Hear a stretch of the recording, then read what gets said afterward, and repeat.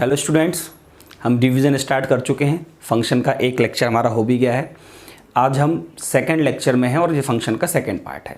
तो कल हमने मेनली फंक्शन की डेफिनेशन, डोमेन रेंज समझा था और उन पे हमने डिफरेंट टाइप्स से मेथड देखे थे कि डोमेन रेंज कैसे फाइंड किया सकते हैं। उन पे हमने क्वेश्चंस भी सॉल्व किए थे। तो आज रिमेनिंग पार्ट ऑफ फंक्शन जो है वो हमें पूरा कंप्लीट करना है। ठीक है, तो चलिए स्टार्ट करते हैं।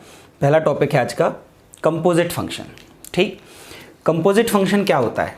कंपोजिट फंक्शन जिसको आप FOG या GOF नाम से जानते हो कि अगर f ऑफ x एक फंक्शन है, y equal to g of x दूसरा फंक्शन है, तो उनको मिलाना। ठीक है, तो मैं जल्दी यहाँ समझाता हूँ, मैंने लिखा रखा है ऑलरेडी समझाने के लिए।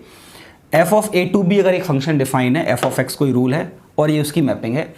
g c टू d कोई फंक्शन डिफाइन है, ये c एक नॉन एम्प्टी सेट है, d नॉन एम्प्टी सेट है और ये g की मैपिंग है। ठीक, अब मुझे एक फंक्शन बनाना है GOF। मैं क्या बनाने वाला हूँ? g of f of x, जिसको आप GOF कहते हो, GOF ऑफ x। तो अब यहाँ पे होगा क्या, जब आप GOF ऑफ x बनाने जा रहे हो तो आप इनिशियली इनपुट किसको दोगे? x को। देखिए, इनिशियली जो इनपुट दोगे x, वो किसके पास जाएगा? f के पास। जो f एक रूल होगा उसके पास जाएगा।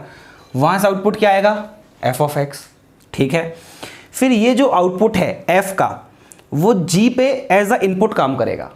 g जो फंक्शन है उसको एज अ इनपुट काम करेगा और उससे जो आउटपुट निकलेगा फाइनली उसको हम कहेंगे g of f of x। तो ओवरऑल फंक्शन में देखा जाए तो x इनपुट था और फाइनली जो आउटपुट मिला GOF में उसको हम कहते हैं g of f of x। अब होगा क्या, जैसे मैं इस इनपुट की बात करता हूँ, x की जगह में इनिशियली क्या आउटपुट कर रहा हूँ? 1 एक आउटपुट क्या आया? 1। ठीक है, 1 एज अ इनपुट किसको देंगे हम? g को। उसका आउटपुट क्या आया? p। मतलब g of f of x में की जो मैपिंग होगी उसमें a एसोसिएटेड होगा p से। ये देखिए, ऐसे ही b इनपुट दिया, आउटपुट 2 मिला, फिर वो आउटपुट एज अ इनपुट यहाँ गया 2, उसका आउटपुट क्या मिला? p। तो b फाइनली एसोसिएट किससे हो गया? p से, g of f of x में। आगे जब मैं c पुट करता हूं, f को c एज अ इनपुट देता हूं तो आउटपुट आता है 3 और 3 एज अ इनपुट g में नहीं दिया जा सकता, g की डोमेन में 3 है ही नहीं। तो इसका मतलब ये हुआ कि in all g of f of x का जो इनपुट था वो 3c नहीं हो सकता। ठीक, तो g of f of x की डोमेन सिर्फ क्या हो गई? ab और रेंज हो गई p। क्योंकि यहां से जो वैल्यूज आ रही थी f की, जो आउटपुट थे उसमें सिर्फ 1 और 2 ही ऐसा था जो g की डोमेन में था। ठीक है, तो इनके अकॉर्डिंग देखा गया कि 1 और 2 की प्रीइमेज क्या थी? a और b। तो overall g of f of x की जो डोमेन हो गई वो सिर्फ a और b एलिमेंट हो गए और उसकी जो इमेज मिल रही है दोनों ही केसेस में वो p मिल रही है। तो ये इस तरह से g of f of x define होता है। ये इंपॉर्टेंट है कि x एज इनपुट गया, f से आउटपुट मिला f ऑफ x, वो एज इनपुट गया g के पास, तो फाइनल आउटपुट मिला g of f of x। अब देखिए यहाँ पे नोट में मैंने कुछ कंडीशन लिख रखी है कब ये डिफाइन होगा। ठीक है, जैसे composite function g of f of x, जिसको आप GOF कहते हो, will exist if range of f of x is subset of domain of g of x। मतलब range of f of x मतलब क्या? f ऑफ x खुद x input है, range क्या है उसकी? f of x। तो ये f of x as a input किस में जाना है? g में। तो f ऑफ x की जो वैल्यूज, f ऑफ x जो सारी वैल्यूज आप g को दे रहे हो, अगर वो values as a input g लेगा ही नहीं तो उन वैल्यूज पे फंक्शन डिफाइन ही नहीं हो पाएगा। ठीक, अगर g f ऑफ x से ज्यादा वैल्यूज पे डिफाइन है तो कोई दिक्कत नहीं है। ठीक है, इसलिए हम क्या बोलते हैं कि f ऑफ x, f की जो रेंज है वो g की डोमेन का सबसेट होना चाहिए, तब GOF एग्जिस्ट करेगा। ठीक, अब डोमेन रेंज की बात करते हैं। g of f of x की डोमेन क्या होगी? Domain of g of f x is subset of domain of f of x। ये देखिए इस एग्जांपल समझ में आ रहा है।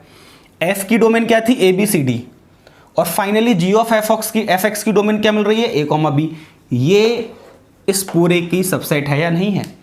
अगर ये सारी वैल्यूज का जो आउटपुट आ रहा होता, ये सारे output as a input g में जा सकते होते, तो यही सेम वैल्यू डोमेन हो जाती g ऑफ f x की।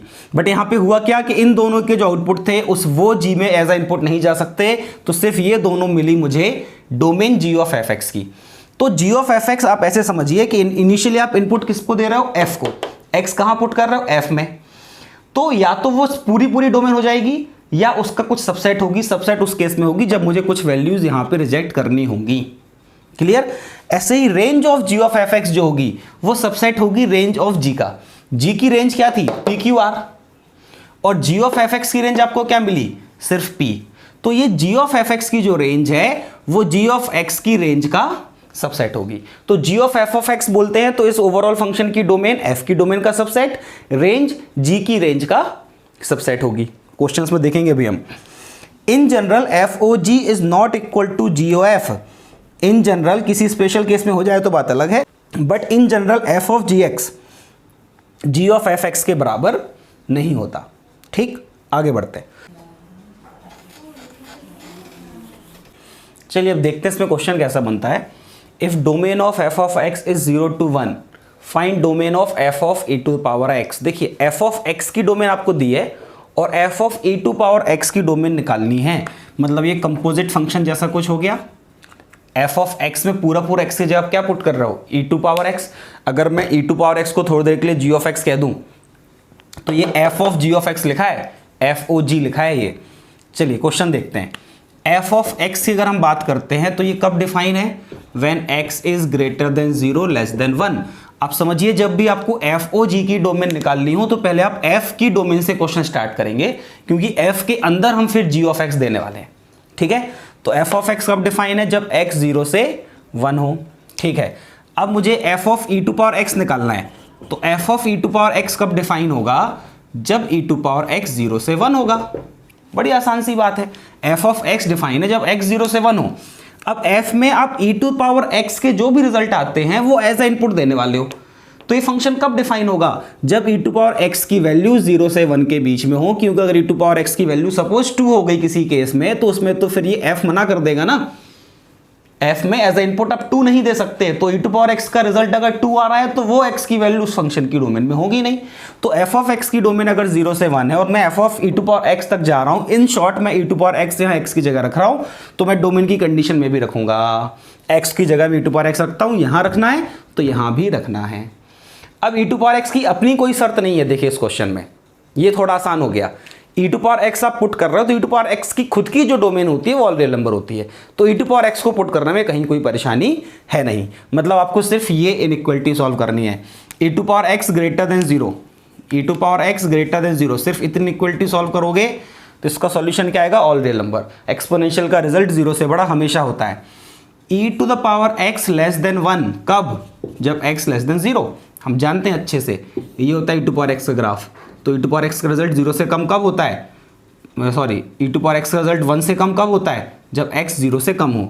मुझे इन दोनों का इंटरसेक्शन लेना है, तो यही आ जाएगा x लेस देन 0, मतलब x belongs to minus infinity से 0। कॉपी करिए, एक और क्वेश्चन करते हैं ऐसा। चलिए नेक्स्ट क्वेश्चन लेते हैं। If domain of f of x is 0 to 2, then find domain of f of g of x where g of x is this. अब देखिए ये तो बिल्कुल पिछले क्वेश्चन का ऐसा हो गया। मुझे f of g of x की डोमेन तक जाना है, मतलब मैं f में पूरा gx एज अ इनपुट दूंगा। तो मैं स्टार्ट कहाँ से करूँगा क्वेश्चन को सॉल्व करना, f ऑफ x से। f ऑफ x कब डिफाइन है, जब x greater than equal to 0 and less than equal to 2 हो। ये f ऑफ x की डोमेन है। अब मुझे f of g of x find करना है, f of g of x तक पहुँचना है, तो मुझे क्या करना है, x की जगह g ऑफ x रखना है। ठीक है, और x से जब g ऑफ x रखूँगा तो वही चीज़ मुझे यहाँ कंडीशन में भी रखनी पड़ेगी। तो f of g of x कब डिफाइन होगा, when g of x is greater than equal to 0 and less than equal to 2, क्योंकि f ऑफ x के लिए x ये होना चाहिए था। आप x की जगह g ऑफ x रख रहे हो तो g ऑफ x की वैल्यू 0 से 2 तक होनी चाहिए, then only f of g of x will be defined. अब g ऑफ x मतलब ये इनइक्वालिटी मुझे सॉल्व करनी है, तो g ऑफ x की वैल्यू क्या है, mod of x minus 1 minus 1, this must be greater than equal to 0 and less than equal to 2। अब बस मुझे ये इनइक्वालिटी सॉल्व करनी है। ठीक है, तो यहाँ पे अभी जो मुझे आसानी से समझ में आ रहा है वो तो ये कि मैं माइनस 1 को हटाता हूँ। माइनस 1 को हटाने के लिए मैं 1 ऐड कर रहा हूँ दोनों तरफ, तो ये क्या बन गया, mod of x minus 1 greater than equal to 1 and less than equal to 3। अब देखिए इसको दो पार्ट में लेते हैं, ये एंड कंडीशन है तो ऐसे केस बनाते हैं दो जिनके बीच में एंड तो रहेगा ही रहेगा। ये पहला कंडीशन क्या कह रही है, mod of x minus 1 must be greater then और इक्वल टू 1, एंड दूसरी कंडीशन क्या कह रही है, x माइनस 1 लेस देन और इक्वल टू 3। अब ये दोनों इनइक्वालिटी को मुझे सॉल्व करना है, इनका जो भी सॉल्यूशन आएगा उन दोनों का मुझे इंटरसेक्शन लेना है। ये आप कर सकते हो, बट एक बार मैं जल्दी से करा देता हूँ, अगली बार ऐसी कैलकुलेशन मिलेगी तो आप खुद करोगे। तो x माइनस वन 1 से बड़ा होना चाहिए। ये कब होगा? When x minus one is less than equal to -1 और x minus one is greater than equal to 1। जब x माइनस वन -1 से छोटा होगा तो उसका मॉडुलस 1 से बड़ा होगा, x माइनस वन 1 से बड़ा होगा तब भी उसका मॉडुलस 1 से बड़ा होगा। मॉडुलस इनइक्वलिटी में सब पढ़ चुके हैं हम। अब देखिए ये -1 तो हो गया कैंसिल, तो यहाँ से क्या आ गया? x लेस देन और इक्वल टू 0 और x greater than equal to 2, जब -1 वहाँ गया। इन दोनों के बीच में क्या है? और है। तो यहाँ से क्या सॉल्यूशन मिल गया? x बिलोंग्स टू -∞ से 0 क्लोज यूनियन 2 क्लोज से इन्फिनिटी। ये इतनी इनइक्वलिटी का सॉल्यूशन हो गया। Mod of x minus one less than और इक्वल टू 3, तो इसका क्या लिखेंगे? मॉड कैसे हटेगा? x minus one must be greater than equal to -3 and less than equal to 3। 1 add कर देते हैं तो ये हो गया x greater than equal to -2 and less than equal to 4। तो ये मुझे मिल गया x बिलोंग्स टू -2 क्लोज से 4 क्लोज। अब मुझे इन दोनों के बीच में लेना है इंटरसेक्शन। ये कह रहा है -∞ से 0 2 से इन्फिनिटी, ये कह रहा है -2 से 4। इन दोनों का जब मैं इंटरसेक्शन लूँगा तो देखिए -2 इस इंटरवल में यहाँ से स्टार्ट हो रही है वैल्यू -2 से 0 तक, तो ये आ गया -2 से 0 यूनियन 2 से 4। आई होप इंटरसेक्शन तो आप आराम से ले सकते हो। थोड़ी प्रॉब्लम है तो नंबर लाइन को यूज़ करके भी इंटरसेक्शन फाइंड कर सकते हो। ठीक है, कॉपी करिए। चलिए नेक्स्ट क्वेश्चन लेते हैं। f of x is equal 10x when x greater than 0, g of x is equal to box x when x belongs to all real number, then find f o g, g o f, their domain and range. अब देखिए ये complete question है। Composite में क्या क्या हो सकता है? दो फंक्शन देगा, एफ ओ जी पूछ लेगा, जी एफ पूछ लेगा, किसी की भी डोमेन या किसी की भी रेंज। तो इस कंप्लीट क्वेश्चन में से कोई सा भी पार्ट उठाए क्वेश्चन पूछा जा सकता है। तो हम ये पूरा देख रहे हैं कैसे फाइंड किया जाता है।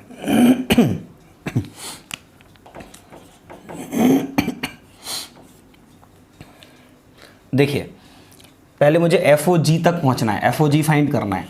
एफ ऑफ जी का क्या मतलब होता है? F of g of x, f of g of x लाना है मुझे। तो F of g of x की डोमेन के लिए काम करते हैं। ठीक है, f of g of x की डोमेन कैसे फाइंड करेंगे ये देखते हैं। रूल तो आप आराम से फाइंड कर ही लोगे। तो F of g of x के लिए जब काम करना है तो आप कैसे लिखोगे कि एफ ऑफ एक्स कब डिफाइन है? जब एक्स ग्रेटर देन 0 है। एफ ऑफ एक्स कब डिफाइन है? जब एक्स ग्रेटर देन 0 है। तो F of g of x कब डिफाइन होगा? जब g of x greater than 0 हो। ठीक है, तो g of x greater than 0 हो तो जी ऑफ एक्स की वैल्यू क्या है भैया? Box x. बॉक्स एक्स कैसा होना चाहिए? 0 से बड़ा होना चाहिए। और आपने जी ऑफ एक्स की वैल्यू पुट कर दी बॉक्स एक्स, तो जी ऑफ एक्स अपनी डोमेन के साथ आएगा। जी ऑफ एक्स की डोमेन क्या थी? All real number. तो बस अब मुझे ये सॉल्व करना है कि बॉक्स एक्स को 0 से बड़ा होना चाहिए and x belongs to all real number. तो यहाँ से कोई प्रॉब्लम है नहीं, मुझे इसका सॉल्यूशन और ये इन दोनों का इंटरसेक्शन चाहिए। जो वैल्यू आएगी वो एफ ओ जी की डोमेन होगी। और F of g of x का जो रूल आएगा, f of g of x जो रूल आएगा वो क्या आएगा? F of g of x मतलब f of box x. Ji of x की वैल्यू रख दी हमने और एफ ऑफ बॉक्स एक्स क्या बन जाएगा? L n box x. तो ये हमने f of g of x जो रूल होगा वो फाइंड कर लिया और ये उसकी डोमेन होने वाली है।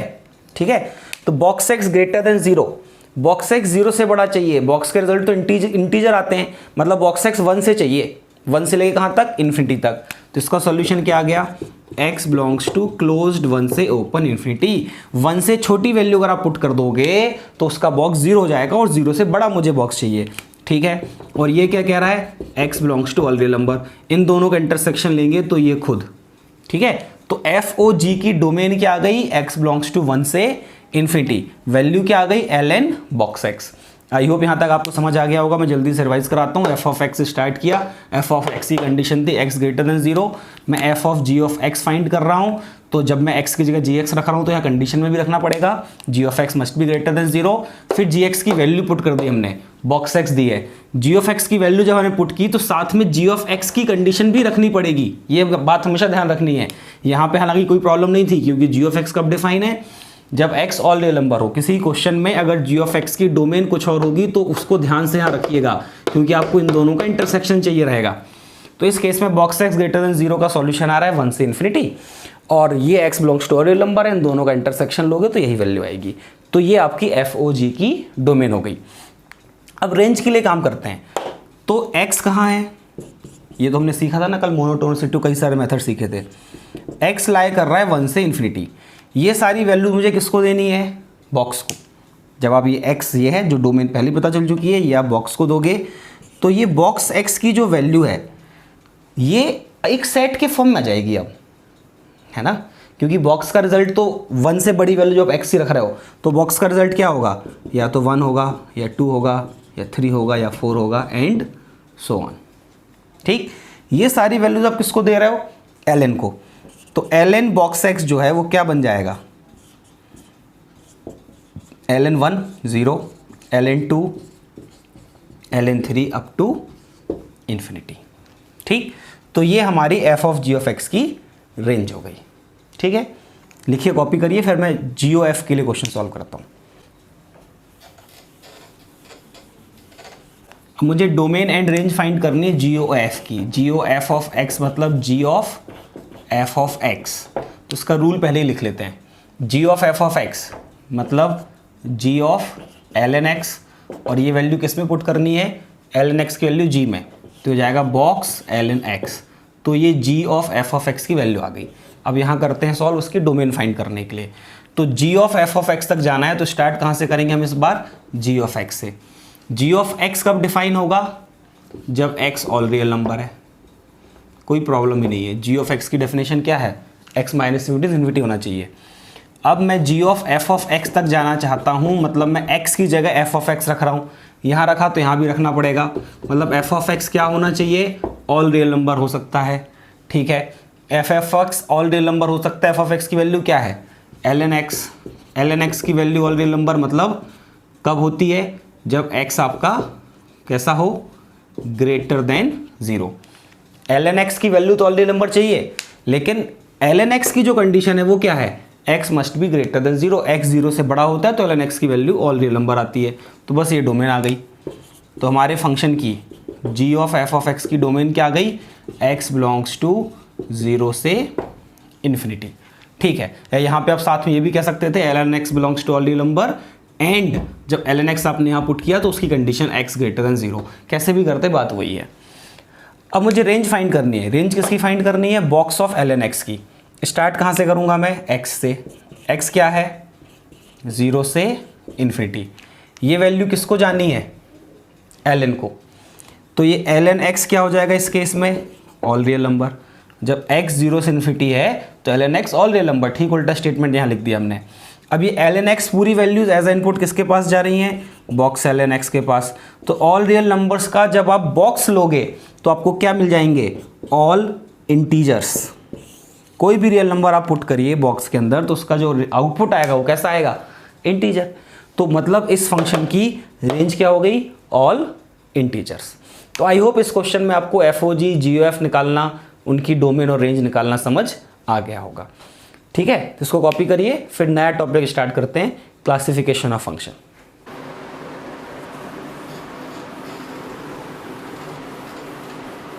चलिए नेक्स्ट है क्लासिफिकेशन ऑफ फंक्शन। तो पहला जो क्लासिफिकेशन है वो है 1-1 फंक्शन, जिसको आप इंजेक्टिव फंक्शन भी कहते हो, और मैनी वन फंक्शन। तो ये मैंने दो मैपिंग बनाई हैं। 1-1 फंक्शन क्या होता है, जैसे कोई भी ये ए के जो एलिमेंट्स हैं इनकी जो इमेज है, अगर हर एक एलिमेंट की डिफरेंट इमेज है तो हम उस फंक्शन को 1-1 कहते हैं। ठीक, और ये वाला जो फंक्शन में ये वाली जो मैपिंग है, ये मैपिंग कहलाएगी मैनी वन। क्यों कहलाएगी, क्योंकि यहाँ पे हर एक एलिमेंट की, सेट ए के एलिमेंट की डिफरेंट इमेजेस नहीं है। देखिए सी की भी वही इमेज है, डी की भी वही इमेज है, तो many to one means this is many one function. और यहाँ पे एक की अलग अलग इमेजेस है, हर एक की अलग अलग इमेज है, इसलिए इसको कहते हैं 1-1।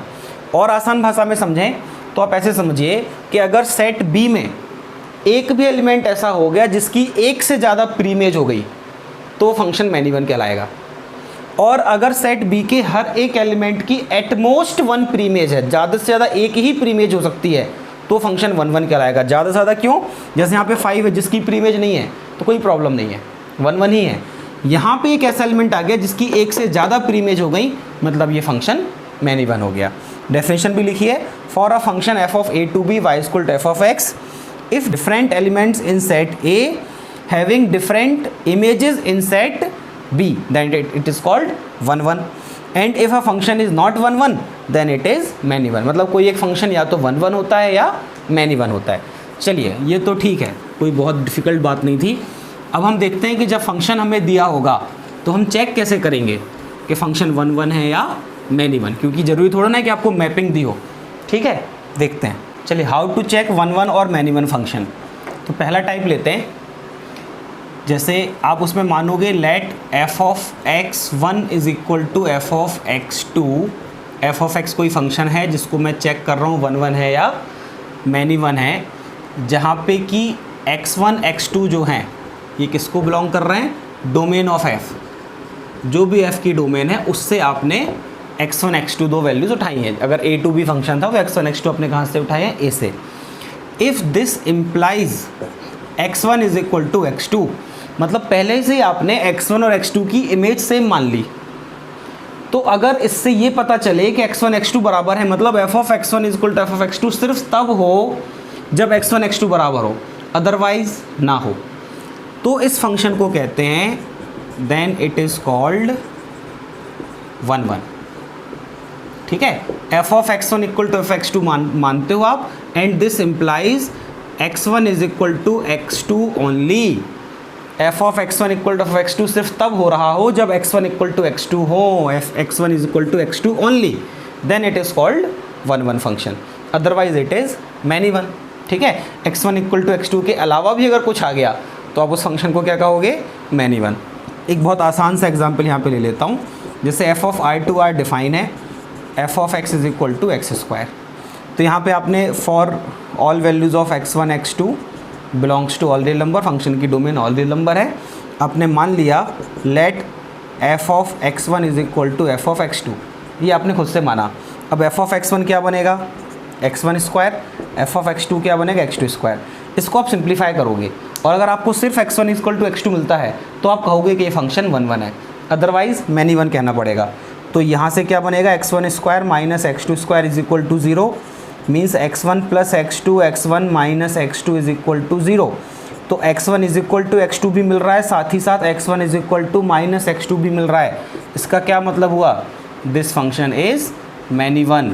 आपने f of x1 is equal to f of x2 से स्टार्ट किया और आपको x1 इक्वल टू x2 के अलावा कुछ वैल्यू मिल गई, मतलब ये फंक्शन क्या है, मैनी 1। इसका बहुत आसान मीनिंग है कि अगर आप x2 को 2 रखते हो तो x1 क्या हो जाएगा, -2। अगर x2 2 है तो x1 क्या हो जाएगा, -2। तो 2 और -2 दोनों की इमेज सेम होगी।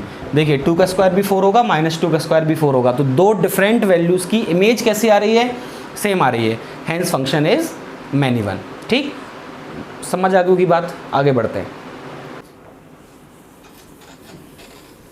Graphical method. Graphical method means आपको किसी फंक्शन को चेक करना है वो 1 1 है या मैनी 1, और अगर आपने उसका ग्राफ बना लिया तो आप बता सकते हो फंक्शन कैसा है। ठीक है, तो ग्राफिकल मेथड में देखिए अगर कुछ ऐसा ग्राफ आया, ठीक है, या फिर कुछ ऐसा ग्राफ आया, ये दोनों ही फंक्शंस हैं कि नहीं है, ये दोनों ही फंक्शंस हैं कि नहीं है, हैं। आप एक्स एक्सिस के परपेंडिकुलर कोई भी लाइन ड्रॉ करोगे दोनों ही ग्राफ्स में तो वो एटमोस्ट एक जगह ग्राफ को कट करेगी, मतलब ये दोनों फंक्शन तो हैं। अब पहले हम एक्स एक्सिस के परपेंडिकुलर लाइन ड्रॉ करते थे ये चेक करने के लिए कि फंक्शन डिफाइन है या नहीं है, ये ग्राफ फंक्शन का है या नहीं है। अब ये जब चेक करना हो कि फंक्शन 1 1 है या मैनी 1, तो हम एक्स एक्सिस के पैरेलल लाइन ड्रॉ करते हैं। फॉर एग्जाम्पल इस केस में देखिए ये एक लाइन में ड्रॉ कर रहा हूँ एक्स एक्सिस के पैरेलल, ये देखिए, और यहाँ पे आप कहीं पे भी एक्स एक्सिस के पैरेलल लाइन ड्रॉ कर लीजिए। इस वाले ग्राफ में एक्स एक्सिस के पैरेलल कोई भी लाइन ग्राफ को ज़्यादा से ज़्यादा एक जगह कट करेगी, और इस वाले ग्राफ में ऐसी कई सारी लाइंस हो सकती हैं एक्स एक्सिस के पैरेलल जो ग्राफ को एक से ज़्यादा जगह कट कर रही हैं। तो अगर एक्स एक्सिस के पैरेलल कोई भी लाइन ग्राफ को ज़्यादा से ज़्यादा एक ही जगह कट कर सकती हो तो उस ग्राफ को कहते हैं 1 1। एक्स की एक वैल्यू के लिए वाई की एक ही वैल्यू आ रही है, और अगर एक्स एक्सिस के पैरेलल लाइन ग्राफ को एक से ज़्यादा जगह कट कर जाती है तो उस फंक्शन को, उस ग्राफ को हम कहते हैं मैनी 1। क्यों कहते हैं, क्योंकि देखिए इसके करस्पॉन्डिंग और इसके करस्पॉन्डिंग, ये दोनों ही केस में y की वैल्यू सेम है बट x की वैल्यू डिफरेंट है। तो दो डिफरेंट x की वैल्यूज़ के लिए y की वैल्यू सेम मिल रही है, इसलिए हम इस केस में क्या कहेंगे, फंक्शन मैन इवन। तो बहुत सिंपल है, एक्स एक्सिस के पैरेलल कोई लाइन अगर ग्राफ को एक से ज़्यादा जगह कट कर गई तो फंक्शन को तुरंत मैन इवन कह दो, और अगर ज़्यादा से ज़्यादा एक ही जगह कट कर सकती है मतलब फंक्शन 1 1 है। ठीक, तो अब मैं आगे बढ़ता हूँ। ये ग्राफिकल कैसे चेक करते हैं, ग्राफिकली मैंने बता दिया, इसमें आप ढेरों क्वेश्चंस ले सकते हो। ठीक, अगर फंक्शन चेक करने को आया और आप उसका ग्राफ बना सकते हैं तो ग्राफ बनाइए और बस इस मेथड से चेक कर लीजिए। ठीक, अभी हम आगे बढ़ते हैं थर्ड टाइप के लिए। थर्ड टाइप मतलब तीसरा क्या तरीका है जिससे आप चेक कर सकते हो कि फंक्शन 1 1 है या मैन इवन। तो थर्ड मेथड है बाय यूजिंग मोनोटोनिसिटी।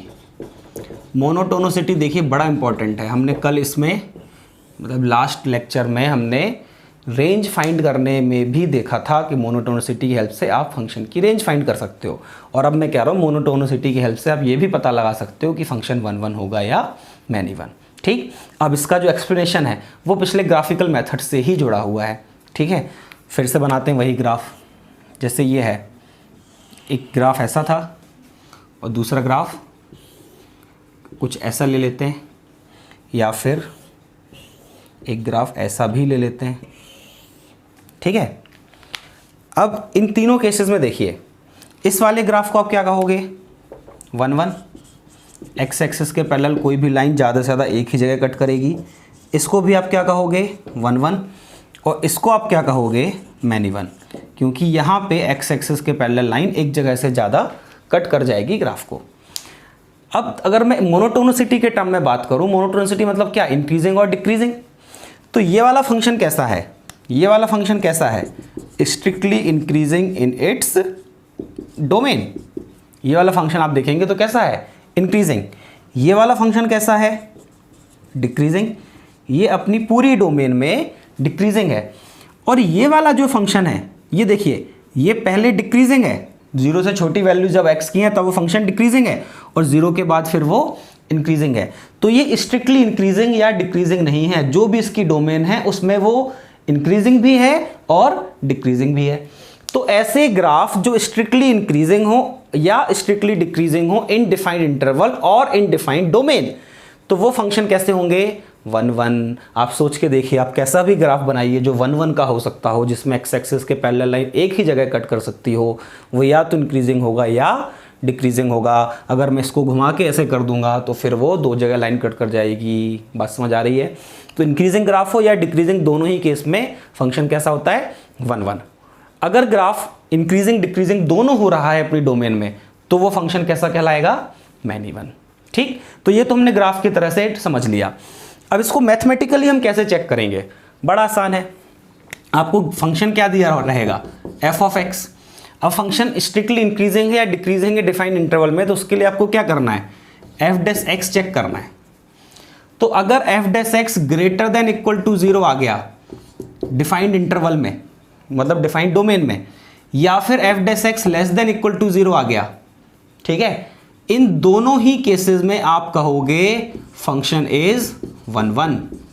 क्योंकि अगर एफ ऑफ एक्स मतलब एफ डैश एक्स हमेशा 0 से बड़ा आ रहा होगा, तो उस केस में क्या हो रहा होगा, इंक्रीजिंग हो रहा होगा। F dash x less than equal to 0 आ रहा होगा, तो उस केस में डिक्रीजिंग हो रहा होगा। दोनों ही केसेस में फंक्शन कैसा होना है, 1 1। अगर एफ डैश एक्स की वैल्यू ग्रेटर देन 0 भी हो सकती है और लेस देन 0 भी हो सकती है, तो उस केस में फिर आप कहोगे कि फंक्शन मैन इवन है। आई होप बात समझ आ गई होगी। कॉपी करिए इसको, फिर इस पे क्वेश्चंस करते हैं। चलिए क्वेश्चन लेते हैं। F of x is equal to x square plus ln x। हमें चेक करना है कि ये फंक्शन 1 1 है या मैन इवन है। अब देखिए, वो वाला मेथड जो पहला था वो तो डिफिकल्ट हो जाएगा, कहाँ तक आप इसमें सॉल्व कर सकते हो F of x one equal x2 करके। ग्राफ बनाना भी आसान नहीं है, x square plus ln x का ग्राफ। तो हम मोनोटोनिसिटी पे जाते हैं। मोनोटोनिसिटी में जाने के लिए मुझे चेक करना है कि फंक्शन इंक्रीजिंग या डिक्रीजिंग हुआ तो ये 1 1 होगा। तो उसके लिए हम एफ डैश एक्स फाइंड करते हैं। एफ डैश एक्स फाइंड किया आपने तो क्या बन गया, 2x प्लस 1/x। फिर आपने इसमें से x यहाँ पे एलसीएम लिया तो ये बन गया 2x² + 1। ठीक है, अब आपको देखना है कि अगर ये वैल्यू हमेशा ग्रेटर देन 0 हुई या फिर लेस देन 0 हुई तब तो फंक्शन 1 1 है, और कभी ग्रेटर देन 0 कभी लेस देन 0 तो फिर ये मैनी 1 हो जाएगा। अब आप देखिए 2x² + 1, अगर मैं सिर्फ इतने की बात करूं तो this is always positive. 2x² + 1 तो कभी नेगेटिव हो ही नहीं सकता, 2x² की वैल्यू 0 होने वाली है। मतलब सब कुछ डिपेंड करेगा इस x पे। अगर x पॉजिटिव हुआ तो ये ओवरऑल पॉजिटिव हो जाएगा, x नेगेटिव हुआ तो ये ओवरऑल नेगेटिव हो जाएगा। अब यहाँ पे आपको समझना है, जब भी क्वेश्चन आएगा और उसमें कुछ स्टैंडर्ड फंक्शन हो तो ये हमारी ही रिस्पॉन्सिबिलिटी है कि हम उसकी डोमेन पहले ही समझ लें। क्वेश्चन में x² + ln x था, x² से तो कोई दिक्कत नहीं है, बट ln x की डोमेन है x greater than 0, means this function is only defined when x greater than 0। इसलिए मैं बार बार जब कंसेप्ट समझा रहा था तो मैं डिफाइंड इंटरवल की बात कर रहा था। तो ये क्वेश्चन मुझे कब चेक करना है, जब x greater than 0 है, और अगर x greater than 0 है तो फिर ये पूरी ही value this is always positive. मतलब मुझे क्या मिल गया, f' की वैल्यू हमेशा 0 से बड़ी आने वाली है, मतलब फंक्शन इंक्रीजिंग हो गया, मतलब फंक्शन 1 1 हो गया, बात खत्म। f' को चेक करेंगे, अगर वो वैल्यू हमेशा पॉजिटिव हो रही है या हमेशा नेगेटिव हो रही है तो फंक्शन 1 1 है, दैट्स ऑल। कॉपी करिए। चलिए नेक्स्ट क्वेश्चन लेते हैं। f(x) = x³ - 4x² + 12x - 1। क्या करें हम, f' निकाल के देखते हैं। क्यूबिक का ग्राफ बनाना भी सिखाया मैंने, बट वो लेंदी मेथड है, क्यूबिक का ग्राफ बनाना इतना आसान नहीं है, टाइम लगता है उसमें। f' निकालते हैं तो क्या हो जाएगा, 3x² - 8x + 12। ठीक है, अब मुझे ये चेक करना है कि ये वैल्यू कैसी है। ठीक, तो 3x² - 8x + 12, क्या इसके फैक्टराइजेशन हो रहे हैं, कितना चाहिए आपको, 36।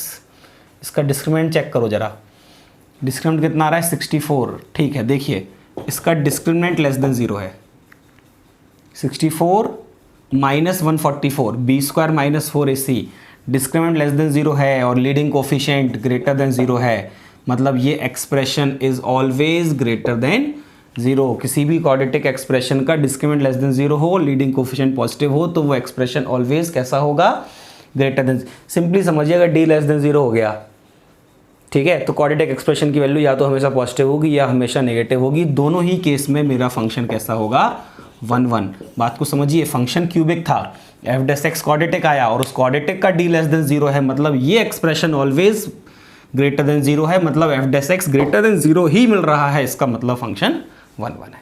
ठीक, कॉपी करिए। नेक्स्ट क्वेश्चन ले लेते हैं। f(x) = 2x - sin x। ये चेक करना मुझे, फंक्शन 1 1 है या मैनी 1 है। क्या करेंगे, f' निकालते हैं। f' निकाला तो कितना आ गया, 2 - cos x, sin x का डिफरेंशियल cos x। अब ये भी आसान है भैया, 2 - cos x की रेंज कहाँ से कहाँ तक, -1 से 1, मतलब अगर आपने बड़ी से बड़ी वैल्यू भी ले ली तो 1 होगी, उसको 2 सेपरेट करोगे तो भी ये कैसा आ रहा होगा, पॉजिटिव। तो क्योंकि cos x की वैल्यू -1 से 1 के बीच में ही लाई करती है, इसलिए 2 - cos x हमेशा कैसा होगा, 0 से बड़ा। तो f' यहाँ भी कैसा आ गया, ग्रेटर देन 0, मतलब ये फंक्शन कैसा हो गया, इंक्रीजिंग, मतलब फंक्शन कैसा हो गया, 1 1। क्लियर, कॉपी करिए। चलिए नेक्स्ट क्वेश्चन लेते हैं, ये अच्छा क्वेश्चन है। f(x) = x³ - 3x² + 12x + cos x। तो इसमें भी हम क्या करेंगे, f' फाइंड करते हैं। ठीक है, तो कितना जाएगा, 3x² - 6x + 12 cos x का डिफ्रेंशिएशन -sin x। ये आपका f' आ गया। अच्छा, अब मुझे देखना है कि ये f' अगर हमेशा ग्रेटर देन 0 हुआ तो फंक्शन 1 1 है, हमेशा लेस देन 0 हुआ तो भी फंक्शन 1 1 है। अगर इसकी वैल्यू ग्रेटर देन 0 और लेस देन 0 दोनों पॉसिबल हुई तो फंक्शन मैनी 1 होगा। अब ये अच्छा क्वेश्चन इसलिए बोला है क्योंकि अगर सिर्फ इतना होता तो ठीक है, या सिर्फ क्वाड्रेटिक एक्सप्रेशन होता तो भी ठीक होता। तो अब हम यहाँ पे कैसे दिमाग लगाएंगे, आप सिर्फ इतने एक्सप्रेशन को देखिए, बहुत ध्यान से देखिएगा। ये जो क्वाड्रेटिक एक्सप्रेशन है इसकी रेंज निकाल सकता हूँ मैं, एक्स में तो कहीं कोई बाउंडेशन है ही नहीं ना, तो रेंज कैसे निकाली जाती है, पिछले लेक्चर में हमने बहुत देखा है। ये क्वाड्रेटिक एक्सप्रेशन अगर कोई बाउंडेशन नहीं है, x² का कोफिशिएंट पॉजिटिव है तो उसकी रेंज होनी है -d/4a से इन्फिनिटी। तो सिर्फ इतने एक्सप्रेशन की रेंज निकाल रहा हूँ मैं, जितने मैंने ये अंडरलाइन किया है, इस क्वाड्रेटिक एक्सप्रेशन की रेंज। डिस्क्रीमेंट निकालो जरा, 36 माइनस 144 मतलब माइनस का 108, तो माइनस डी करोगे तो प्लस का 108 अपॉन 4a मतलब 12 से लेके इन्फिनिटी, मतलब ये आ गई 9 से लेके इन्फिनिटी। तो x की किसी भी वैल्यू के लिए 3x square minus 6x plus 12 की जो रेंज आ रही है, जो वैल्यूज़ आ रही है वो 9 से इन्फिनिटी आ रही है।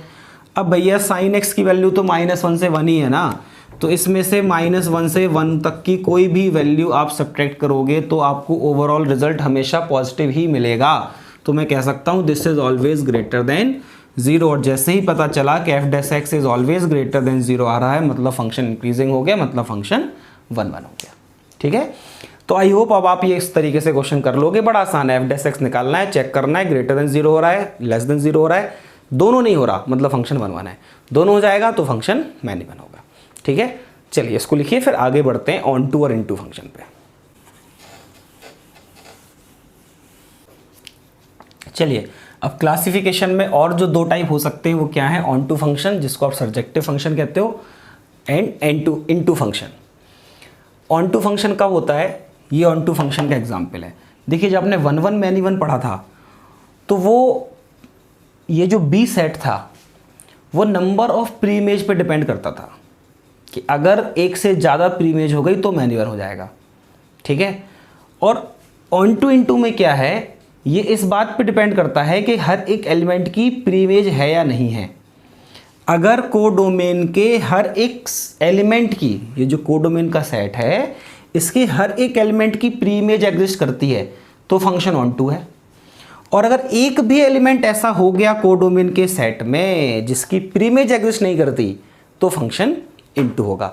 बस इतनी सी बात है, वही डेफिनेशन में लिखा है, if each element of codomain having pre image in set A then it is onto function, otherwise it is into function. तो इसका चेक करने का भी एक ही तरीका और बड़ा आसान तरीका है, वो क्या है कि देखिए ये ऑन टू फंक्शन है तो आप इसमें देख के क्या कह सकते हो कि इसकी रेंज और कोडोमेन सेम होगी। देखो रेंज कोडोमेन से बड़ी तो हो नहीं सकती, कोडोमेन बड़ी हो गई तो ये वाला केस होगा, मतलब कोई एक आध एलिमेंट ऐसा होगा जिसकी प्री इमेज नहीं होगी तो फंक्शन कैसा हो जाएगा, इनटू। मतलब अगर फंक्शन की रेंज और कोडोमेन बराबर है तो फंक्शन कैसा होगा, ऑन टू होगा। तो ऑन टू फंक्शन को चेक करने में हम इसी बात का ध्यान रखना है कि हम फंक्शन की रेंज निकाल लें, और रेंज निकालने के क्वेश्चन हम पूरे अच्छे से सीख चुके हैं पिछले लेक्चर में।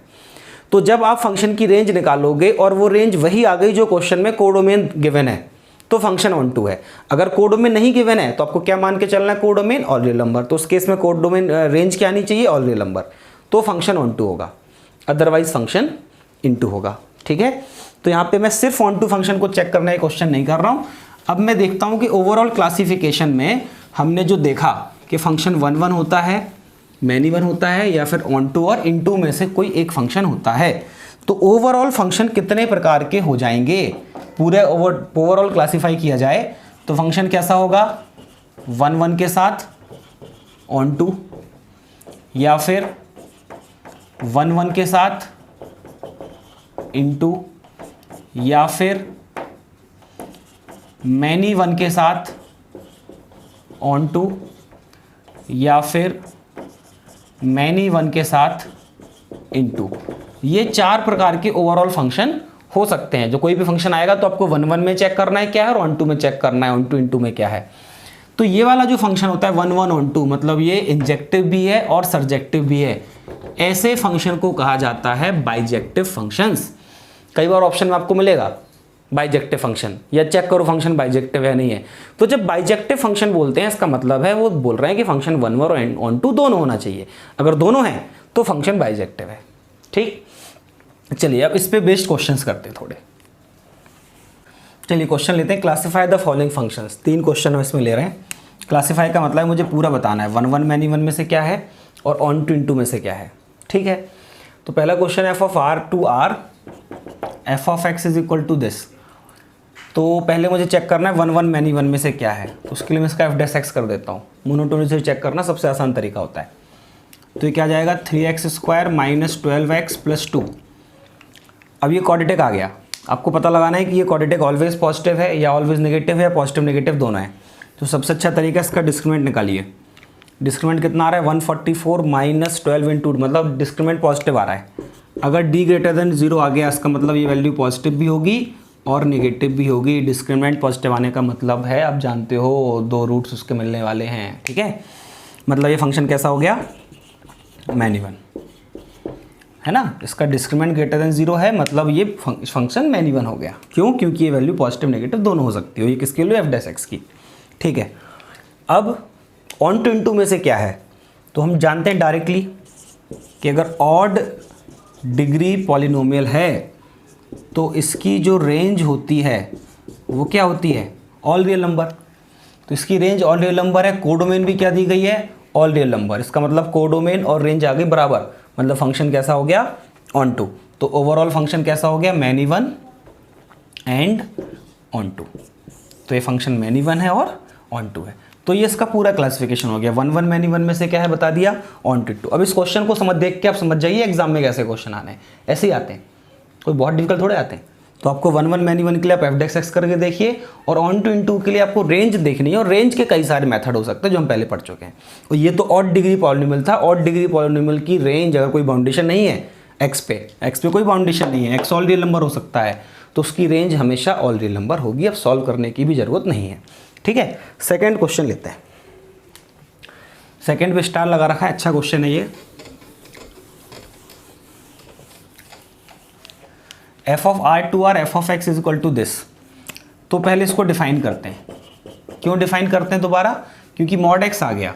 मॉड एक्स आ गया तो इधर x greater than equal to 0 और एक्स लेस देन 0, ठीक है। X greater than equal to 0 में क्या बन जाएगा, मॉड एक्स कैसा खुलेगा, एक्स बन जाएगा मॉड एक्स। तो 6 to the power x plus 6 to the power minus x. X less than 0 पे ये क्या हो जाएगा, 6 to the power minus x, और एक और बार 6 to the power minus x, मतलब कुल मिला के 2 times 6 to the power minus x. ये हमने फंक्शन को डिफाइन कर लिया। अब देखिए कितनी इंटरेस्टिंग चीज़ है, 6 टू द पावर एक्स का reciprocal 6 to the power minus x है ना, और 6 टू द पावर एक्स कुछ भी होता है, इनफैक्ट वो तो ग्रेटर देन इक्वल टू 0 है, कुछ भी होता एक्सपोनेंशियल का रिजल्ट कैसा आता है, पॉजिटिव। तो ये एक पॉजिटिव वैल्यू लिखी है और ये उस पॉजिटिव वैल्यू का रेसिप्रोकल लिखा है। तो अगर एक पॉजिटिव वैल्यू में उसके रेसिप्रोकल को ऐड किया जाए तो वैल्यू हमेशा 2 या उससे बड़ी आती है। बहुत बढ़िया। और ये x लेस देन 0 पुट करोगे तो ये भी वैल्यू कैसी आनी है, 2 या उससे बड़ी। तो मैं कुल मिला के इस फंक्शन का तो ग्राफ ही बना सकता हूँ कि ये कहीं 2 है तो ऐसा, और इसके पहले भी ऐसा। तो इस फंक्शन की जो रेंज है वो साफ साफ समझ में आ रही है कि वो होगी 2 से इन्फिनिटी, ठीक। वैल्यू 2 से छोटी कभी नहीं आने वाली।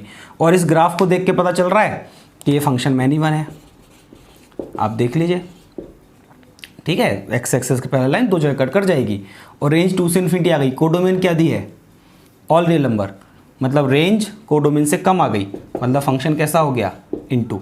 तो ये फंक्शन ना ही 1 1 है और ना ही ऑन टू है, ये फंक्शन है मैन इवन इनटू। कॉपी करिए, थर्ड क्वेश्चन करते हैं फिर। चलिए थर्ड क्वेश्चन को सॉल्व करते हैं। एक्स मॉड एक्स को डिफाइन करते हैं। तो एक्स मॉड एक्स को आप क्या लिखोगे, मॉड के कारण फिर से इसको 2 पार्ट में डिफाइन करोगे। पहले x greater than equal to 0 या फिर x less than 0। X greater than equal to 0 है, मॉड एक्स कैसा होगा, एक्स, तो एक्स इंटू एक्स ओवरऑल क्या हो जाएगा, x square. X less than 0 है, मॉड एक्स कैसा होगा, माइनस एक्स, तो एक्स इंटू माइनस एक्स कैसा हो जाएगा, माइनस ऑफ एक्स स्क्वायर, ठीक है। अब हम इसका ग्राफ बना सकते हैं बड़े आराम से, है ना। एक्स स्क्वायर का ग्राफ कैसा, ऐसा ग्राफ होता है, लेकिन कब तक लेना है, जब ग्रेटर देन 0 हो, मतलब ऐसा कुछ ग्राफ हो जाएगा। एक्स स्क्वायर का ग्राफ ऐसा था एक्स लेस देन 0 पे भी, बट उसका माइनस कर देना है, तो माइनस ऑफ एक्स स्क्वायर का ऐसा कुछ हो जाएगा। तो एक्स क्यूब के जैसा लगभग ग्राफ बन जाता है। तो इस फंक्शन को देख के बड़े आराम से कह सकते हो कि ये फंक्शन 1 1 है और साथ ही साथ ऑन टू है। क्यों, क्योंकि इसकी डोमेन पे जो रेंज है वो ऑल रियल नंबर आने वाली है, ठीक है। और कुछ दिया नहीं था कोडोमेन के बारे में, मतलब कोडोमेन को ऑल रियल नंबर मानना है, तो कोडोमेन और रेंज बराबर आ गई, मतलब फंक्शन 1 1 एंड ऑन टू दोनों हो गया, मतलब ये फंक्शन बाइजेक्टिव फंक्शन है। कॉपी करिए। चलिए एक और क्वेश्चन लेते हैं। ये बड़ा अच्छा क्वेश्चन, इस पर हमने स्टार लगा रखा है। क्वेश्चन कह रहा है function is this is a bijective function then find the values of a and b. मतलब यहाँ पे जो गिवन फंक्शन है वो ऑलरेडी बाइजेक्टिव है, ठीक है। तो मुझे ए और बी की वैल्यूज फाइंड करनी है। तो उसको ध्यान से समझिएगा, इसमें 2-3 कंसेप्ट अच्छे लगने वाले हैं। अच्छा क्वेश्चन है, क्वाड्रेटिक के भी अच्छे कंसेप्ट लगेंगे, पूरा क्वाड्रेटिक जो हम अभी तक यूज़ कर रहे हैं और अच्छे से रिवाइज हो जाएगा। तो उसने कहा फंक्शन बाइजेक्टिव है। देखो पहली बात तो ये समझो कि आपको कोडोमेन के बारे में कुछ दिया नहीं कि इसका क्या मतलब है, कोडोमेन ऑल रियल नंबर है। दूसरी बात वो कह रहा है फंक्शन बाइजेक्टिव है। फंक्शन बाइजेक्टिव है मतलब फंक्शन 1 1 है और साथ ही साथ ऑन टू है। ये गिवन है कि फंक्शन 1 1 भी है और ऑन टू भी है। अच्छा, अगर फंक्शन ऑन टू है तो उसकी रेंज क्या होनी चाहिए, कोडोमेन के बराबर, और कोडोमेन कितनी दी है, ऑल रियल नंबर। इसका मतलब ये समझ में आ गया कि इस फंक्शन की जो रेंज होगी वो तो ऑल रियल नंबर होगी। ठीक, अच्छा, क्यूबिक पॉलिनोमियल है, ए और बी की किसी वैल्यूज़ के लिए रेंज ऑल रियल नंबर हो सकती है, कोई दिक्कत नहीं। चलो देखते हैं। अब 1 1 के लिए काम करते हैं। पहले ऑन टू को तो हमने थोड़ा बहुत यूज़ कर लिया कि इसकी रेंज ऑल रियल नंबर होने वाली है। अब अगर फंक्शन 1 1 है तो फंक्शन 1 1 कब होता है, जब उसका एफ डेस एक्स या तो हमेशा ग्रेटर देन इक्वल टू 0 हो या हमेशा लेस देन इक्वल टू 0 हो। तो एफ डेस एक्स फाइंड करते हैं 3x³ अपॉन 3, मतलब ये क्या बन जाएगा 3x² अपॉन 3 मतलब x² बन जाएगा। ठीक है, 2x² अपॉन 2 मतलब x बन जाएगा प्लस a। ये एफ डेस एक्स आ गया। ठीक, अब अगर इसको ग्रेटर देन इक्वल टू 0 होना है, दो केस हो सकते हैं कि या तो ये हमेशा ग्रेटर देन इक्वल टू 0 हो ये एक्सप्रेशन, या फिर ये एक्सप्रेशन हमेशा लेस देन इक्वल टू 0 हो। केस 1 और केस 2। केस 1, अब देखिए केस 2 पॉसिबल नहीं है, दिस इज नॉट पॉसिबल। क्यों? क्योंकि x² का जो कोफिशिएंट है वो कैसा है, पॉजिटिव, मतलब ग्राफ कैसा बनना है, ओपनिंग अपवर्ड। x² का कोफिशिएंट पॉजिटिव है, a की वैल्यू कुछ भी हो उसका ग्राफ तो ओपनिंग अपवर्ड बनेगा ना, मैक्सिमम वैल्यू तो इन्फिनिटी होने वाली है। ठीक, तो ये एक्सप्रेशन हमेशा लेस देन इक्वल टू 0 नहीं हो सकता। ग्राफ क्योंकि ओपनिंग अपवर्ड बनना है तो ये हो सकता है कि वो नेगेटिव में जाए ना, हमेशा ग्रेटर देन इक्वल टू 0 हो। और ऐसा कब होता है, इसके लिए आपको क्या चाहिए, इस एक्सप्रेशन का डिस्क्रिमिनेंट लेस देन 0 चाहिए। x² का कोफिशिएंट तो ऑलरेडी पॉजिटिव है, अगर साथ ही साथ इस क्वाड्रेटिक एक्सप्रेशन का डिस्क्रिमिनेंट लेस देन 0 हो गया तो फिर ये वैल्यू हमेशा ग्रेटर देन और इक्वल टू 0 हो जाएगी। अब इसका डिस्क्रिमिनेंट क्या बनेगा, 1 - 4a, 1 - 4a, और ये कैसा होना चाहिए, लेस देन 0, और लेस देन इक्वल टू 0 भी, अगर टच भी कर गया तो भी कोई बात नहीं, इक्वल टू 0 हो जाएगा, d इक्वल टू 0 हो गया तो इसका मतलब क्या है, 4a - 1 greater than equal to 0, मतलब a is greater than equal to 1/4। तो a की वैल्यू कैसे आनी चाहिए, 1/4 के बराबर या उससे बड़ी। उस केस में ये हमेशा ग्रेटर इक्वल टू 0 होगा, मतलब फंक्शन 1 1 हो जाएगा। और ऑन टू के लिए तो कोई प्रॉब्लम है नहीं, आप रख दीजिए 1/4 से बड़ी कोई वैल्यू, क्यूबिक है उसकी रेंज ऑल रियल नंबर होनी है। इनफैक्ट b पे भी कोई फर्क नहीं पड़ रहा, b कुछ भी कांस्टेंट वैल्यू हो, इसकी कोडोमेन रियल नंबर है, रेंज ऑल रियल नंबर हो ही जाएगी, क्यूबिक पॉलिनोमियल है। और कुछ भी कांस्टेंट हो, डिफरेंशिएशन जब आप करोगे एफ डेस एक्स उसका तो 0 हो जाना है, मतलब a must be greater than equal to 4 and b belongs to all real number. ठीक, तो ये इसका सॉल्यूशन है। ये बढ़िया एग्जाम क्वेश्चन है, ठीक है, कॉपी करिए। चलिए, अब ये क्लासिफिकेशन पे बेस्ड ही कुछ बातें हैं जो हमें पता होनी चाहिए। जैसे फर्स्ट पॉइंट है, if a function is bijective then it is invertible, मतलब किसी फंक्शन का इन्वर्स हम तभी फाइंड कर पाएंगे या किसी फंक्शन का इन्वर्स सिर्फ तब एग्जिस्ट करता है जब वो फंक्शन बाइजेक्टिव हो, मतलब 1 1 ऑन 2 दोनों हो। आगे हमें भी इन्वर्स फंक्शन देखना है, ठीक है। If f and g both are 1 1, अगर f और g दोनों ही 1 1 है, then FOG and GOF both are 1 1 if defined. अगर f एंड g दोनों 1 1 है तो FOG भी 1 1 होगा, GOF भी 1 1 होगा इफ डिफाइंड। कंपोजिशन की डेफिनेशन हम अच्छे से जानते हैं, अगर डिफाइंड है तो ऐसा होगा। If f and g are onto then FOG and GOF may और may not be onto, मतलब f g दोनों ही भले ही ऑन टू है तो FOG या GOF के बारे में निश्चित तौर पे कुछ नहीं कहा जा सकता। हो सकता है उसमें से कोई ऑन टू हो और कोई ऑन टू ना हो, या दोनों ना हो, मतलब इन शॉर्ट आपको चेक करना पड़ेगा, कुछ आप निश्चित तौर पे कह नहीं सकते, ठीक है। If set A contains n elements then total number of functions from A to A is n to the power n। Function की डेफिनेशन आपको आती है तो परम्यूटेशन कॉम्बिनेशन से ये हम फाइंड कर सकते हैं। डायरेक्ट क्वेश्चन से पूछ लिया जाता है तो आप डायरेक्ट याद भी रख सकते हैं कि अगर सेट A में n एलिमेंट हैं तो A to A कितने फंक्शन बनेंगे, n to the power n, और उन n to the power n में से n factorial number of functions 1 1 होंगे, ठीक है।